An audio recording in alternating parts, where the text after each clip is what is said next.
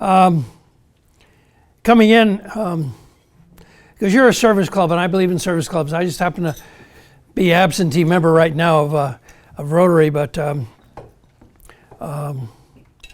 there was an old saying, "I'm third." It used to be used at the YMCA in years past. I'm third because God is first, others are second, and I'm third. I kind of thought that was kind of... Anyway, your North Fresno club reminds me of another North Fresno club. It was a Rotary club. A number of years ago, I did makeups there like you guys do with Lions. And in the North Fresno Rotary Club, there were two pastors, very large parishes. View of Character was Northwest Baptist at the time, and G.L. Johnson People's Church. Oh, yeah. And they were announcing their Christmas party. It was this time of the year, that's why it came to my mind. And the Christmas party was going to be at Northwest. So there was a long pause. G.L. from the other side of the room said, "Where's that?" Long pause. View from the other side, "Follow the star, G.L." I thought that was a good squelch. Anyway. I'm what I consider a dinosaur lawyer, okay? And the reason I mention that is what's happened now in the legal field happened many years ago in the medical field, and that's the disappearance of the GP. And for the most of those 44 years, that's what I was. And when I shared that with a retired doctor recently, he said, "Yeah, we used to think we had a whole body. Now we just have a collection of body parts." In my website and in the book, in the preface, I use one graphic, and graphics are sometimes helpful. This one I call Flanagan's footbridge. A footbridge is usually a way of carrying people across an obstacle, usually a stream. But what if the obstacle, instead of a stream, was a conflict, and the footbridge contained some skills maybe that the people on the bridge could happily resolve their conflict. That's one way of my introducing the topic graphically to understand what I'm about. It's kind of like Simon and Garfunkel's song, "Bridge Over Troubled Waters." The Harvard Business Review, this month's issue, has an interesting article about the inability of some organizations to make decisions. And interestingly enough, one of the causes is a desire to avoid conflict. So you not only have direct conflict, but you have a problem of indirect conflict. And what is conflict? It's not mere differences of opinion. We have that, and that's part of everyday life. And most people agree to disagree. It's not misunderstandings. Stephen Covey says that 90% of what we call conflict is misunderstanding, which is an indication of a defect in our use of dialogue. Conflict will start either by one side or one party just either doing it because they have the power to do it or because they feel that the other side is going to want to block them from what they want to do and they don't want to talk about it. So how do you overcome conflict? In the book, I've got a lot of tools. Matter of fact, there's two chapters on tools, one called a toolbox and the second one called persuasion. But I'm only going to use 4 today. The first 2 are kind of as a matter of introduction, and they're credible dialogue and the basic elements of dialogue. The next 2, which I'll discuss toward the end, are mutual understandings and persuasion. And I do those together because they're related to what I call epiphany on conflict. Because after all these years of practicing law and then teaching it and then writing the book, all of a sudden you understand that really what you ought to do, just to avoid it to begin with, is to reverse and change the way we approach persuasion or conflict. So, starting with credible dialogue. 2 words, trust and truth and trust. Trust follows truth like day follows night. And that is reliance, right? You can rely on somebody just like an old friend because you just know that they're going to be truthful with you. Some people have a little problem with that because they don't want to share how they fully feel about a certain subject. They will later when they really get to know you an awful lot, but not in the beginning. Matter of fact, Dale Carnegie, even though he's dead, his group is still alive and well and pursuing his ideas. And their summary of what I'm talking about is that true communication is based on trusting relationships. Over here, we could probably do it over a round of golf, right? It's kind of easy to tell if somebody's going to be honest or not on a round of golf. Basic elements of communication. I got two people, or two sources of the statistics I'm going to use. One is Sandler Institute, Sandler Sales Institute. The other is Brian Tracy International. There are other sources of these statistics, but these are the most reliable ones that I've found. And it relates not so much what the particular figure is, but the size of the figure. Starting with vocal spoken language. That's only 7% of your conversation.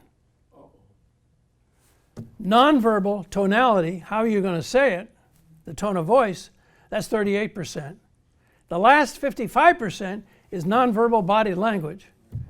Some jury studies were made that indicated that a lot of juries make up their minds about the outcome of a case even before the attorneys make their opening statements, just by watching the conduct of the attorneys and their clients.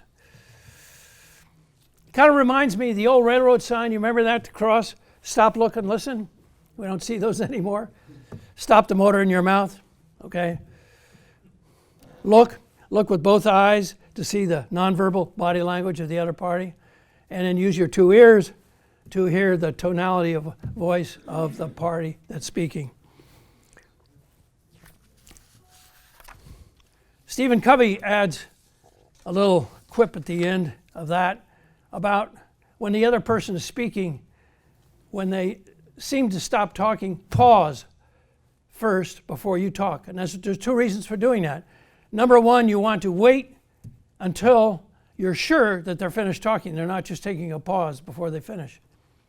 The other one is to reevaluate in your back of your mind how you're going to respond, because once you've heard, if you're paying attention with active listening to what they're saying, you'll maybe come up with a different response. And that brings me to my epiphany on conflict. Mutual understanding. Got two people. Good old St. Francis of Assisi and his classic prayer, which was used by Stephen Covey in his book, 7 Habits of Successful People.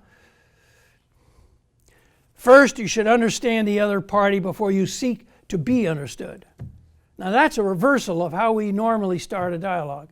Usually we talk about our state of mind, and maybe, if ever, we get later to the state of mind of the other party. And then how do you do that? Well, you use open-ended questions, not closed ones that ask for a yes or a no. An open-ended question, and then you follow that up with active listening, or if you can really do it, empathetic listening. Because active listening is being totally present to the other party from your state of mind. Empathetic listening is a stretch over where you're reaching into their state of mind so that you're feeling the emotion that's involved, if it is, in what they're saying.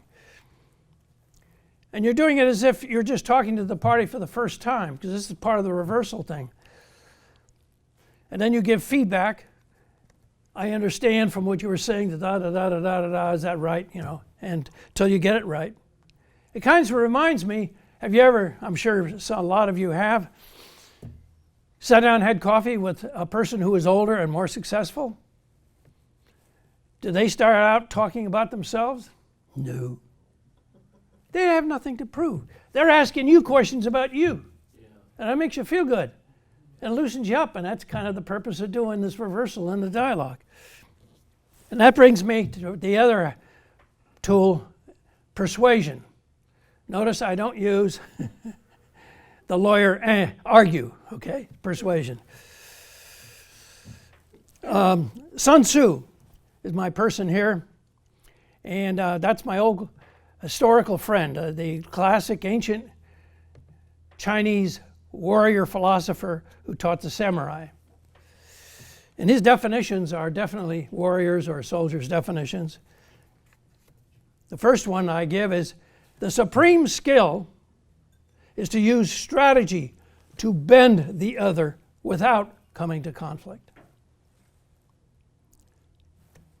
In modern day, you could try that by, you come into somebody's office and they ask you to take a seat on the other side of the table, so you're facing each other opposite. Pick up your chair and go around to the side, and now we're close. See, we're close. You have to be careful sometimes who you do that with.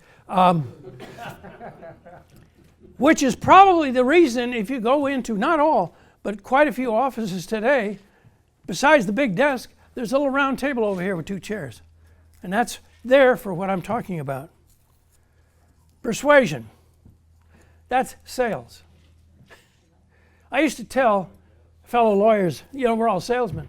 And they would look at me with, I just put them in the category of a used car salesman. I said, well, it's the oldest profession, And then they looked at me like they knew what the oldest profession was. And I said, well, that involves sales, but go way, way back to Eve. Somebody had to sell her that apple.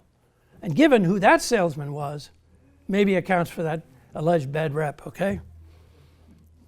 Another definition that he gave us was, you save 100 battles by knowing the other person as well as you know yourself. And that takes us back again to St. Francis and Stephen Covey, all right? The open-ended questions and with active, empathetic listening and feedback. Speaking from the heart, direct eye contact, saying what you mean, meaning what you say, you showing respect for the other party, and indicating while they're talking non-verbally that you're really listening, or leaning forward, maybe nodding when it's appropriate. This same method was really part of Aristotle's Greek philosopher ideology, okay? He starts out with pathos. That's emotion. That's about 65% of the game there. Seeking first to understand the other party. You got to put that much effort into it. Followed by logos, which is logic, and that's for another 25%, where then you're seeking to be understood. Followed at the end by the final 10% of ethos, which is character. The character trait here, of course, is trustworthiness, which if you've done everything right, that's what you got, and hopefully you'll come to a happy conclusion. This method is especially important, of course, if the relationship is important. But interestingly enough, it's also the method used by successful mediators and salespeople, right? Back to sales again. I want to end with 3 quotes because I consider this an exercise in critical thinking. Charles Osgood did a little paperback book called Being Logical. He said, it is vital that all of us learn how to think straight. And that's followed by Tom Watson. Remember him? Former president of Big Blue, IBM. Tom said, all the problems of the world could be solved if men would only learn to think. The last quote is my favorite. I use it quite often. Albert Einstein. Thinking is the hardest thing we do, which is why so few people do it. Thank you very much.